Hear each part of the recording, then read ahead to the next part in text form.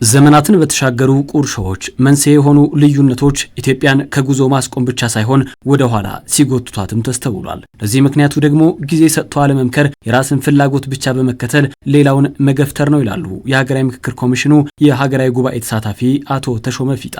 እኒህ የምክክሩ ተሳታፊ እርግጥ ነው ከዓመት በፊት እኔም ከዳር ሆነው የምክክሩን ማዕድ ውጤታማነት ከሚጠራጠሩት መካከል ነበርኩኝ ይላሉ። ዛሬ ላይ የዚህ ምክክር ጉዞ እዚህ ምዕራፍ ላይ ደርሶ የ250 የቡድን ተመካካሪዎችን የመጨረሻ ምዕራፍ በማስመልከቱ የፈጠረባቸው ስሜት እንዲህ አጋርተውናል። ለሁሉም በሚመች መንገድ በማየቴ በጣም ደስ ብሎኛል።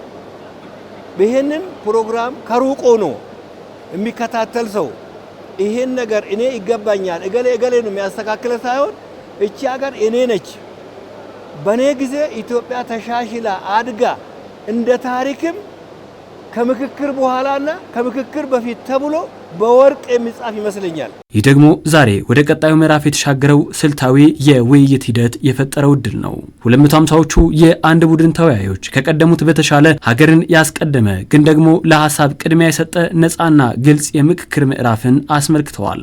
ከሰላም ጋር ያሉ ነገሮች፣ ከተለያዩ ኢፍትሐዊ ነገሮች፣ ከማንነት ጋር ያሉ ነገሮች፣ ሌሎች ነገሮችም ተያይዞ እዚህ ጠረጴዛ ዙሪያ ላይ መጥቷልና ይሄንን ደግሞ እያንዳንዱ ከ10 ጀምሮ ከ50 ጀምሮ ከ250 ጀምሮ እየተመካከረ ለዚህ ይሄ ይሻላል በሚል ልክ ላይ እየተመካከረ በጥሩ ሁኔታ እየሄደ ነው ያለው። ወላ ፓርቲው ወላ ተጽዕኖ ፈጣሪው ወላ ማህበረሰብ ተወካይ ሁሉ ከየክፍለ ሀገሩ መጥቶ የሀገሩን ጉዳይ ሲወያይ በጦርነት እንዳልሆነ በሰላም ቁጭ ብሎ መወያየትን ተወያይቶ ደግሞ ችግር መፍታትን እንደሆነ ሁሉ ነው የሚያነሳው። ያለፉት ቀናት የምክክሩ ሂደትና የዛሬውን የተወያዮች ውሎ አስመልክቶ መግለጫ የሰጠው የሀገራዊ ምክክር ኮሚሽን ተወያዮች መደማመጥን ያስቀደመ ቆይታ እንደነበራቸው ጠቅሷል። የሀገርን ካባ ከፊት ያስቀመጠው የጋራ ማንነት ደግሞ አሁን ላይ ትኩረት ተሰጥቶታል። በጣም የሚጋጩ በጣም ጽንፍ ሊይዙ የሚችሉ ሀሳቦችን እንኳን ይዘው መጥተው በተቻላቸው መጠን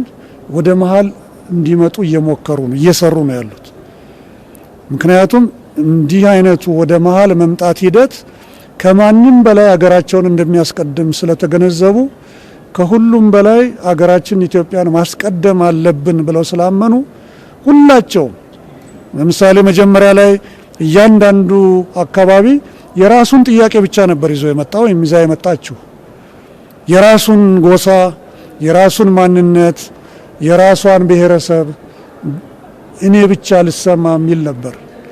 አሁን ግን በሂደት የምናየው በጋራ እንሰማ፣ በጋራ ማንነታችን ይከበር፣ በጋራ መብቶቻችን ይከበሩ ወደሚለው ወደ መሃል በተወሰነ ደረጃ የመጣን ይመስለኛል። ከጅምሩ ተነስቶ መግባባትን ለመፍጠር የተካሄደው ርቀት ውጤታማ መሆኑን የጠቀሱት ዋና ኮሚሽነሩ ይህ ባልተጠናቀቀባቸው አጀንዳዎች ላይ ግን እንደገና የሚመክር አዲስ ቡድን መዋቀሩን አንስተዋል። ዛሬ ከጠዋት ጀምሮ ሲደረግ የዋለው ከየክልሉ የመጡ የማህበረሰብ ክፍሎች፣ ሲቪክ ማህበራት፣ ወጣቶች፣ ሴቶች፣ የመንግስት አካላት፣ መምህራን እና የተለያዩ የማህበረሰብ ክፍሎች አካል ጉዳተኞችን ጨምሮ ወኪሎቻቸውን በተሰጣቸው ኮታ መሰረት ፖለቲካ ፓርቲዎችን ጨምሮ ሃይማኖት ተቋማትን ጨምሮ በተሰጣቸው ኮታ መሰረት አንደኛ በክልል ደረጃ ሁለተኛ ደግሞ በፌዴራል ተቋማት ደረጃ እንዲመርጡ ማድረግ ነው። በዚህ አሰራር መሰረት ወደ 330 የሚሆኑ ተወካዮች ይህንን ቡድን ዛሬ እንዲመርጡ ተደርገዋል። ይህንን መሰረት በማድረግ የፊታችን ሰኞ በ8 ቡድን የተከፈለውና 500 አባላትን የያዘው ዋናው የምክክር ምዕራፍ ይጠበቃል። ይህም ይበልጥ ትኩረትን የሚሻ ሆኖ ተመላክቷል።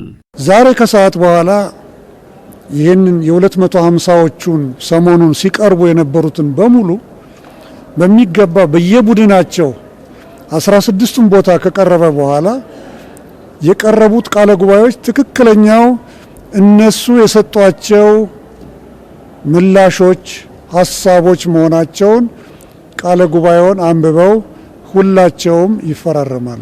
ወደ የሚቀጥለው ሰኞ ወደሚያደርጉት የትልቁ የጉባኤ ስብሰባዎቻቸው ማለት ነው። ጉባኤዎቹ ደጋግመን እንደተናገርነው 8 ቦታ ነው የሚሆኑት። 500ዎቹን የሚይዙ ነው የሚሆኑት። በሚቀጥሉት ሳምንታት እንግዲህ ለቀናት በእነኚህ ባላቸው ጉዳዮች ላይ እንደገና በሚገባ የተነሱትን ጉዳዮች ወደ በለጠ መግባባት የሚወስዷቸውን አጀንዳዎቻቸው ላይ የሚወያዩበት ሂደት ይኖራል ማለት ነው።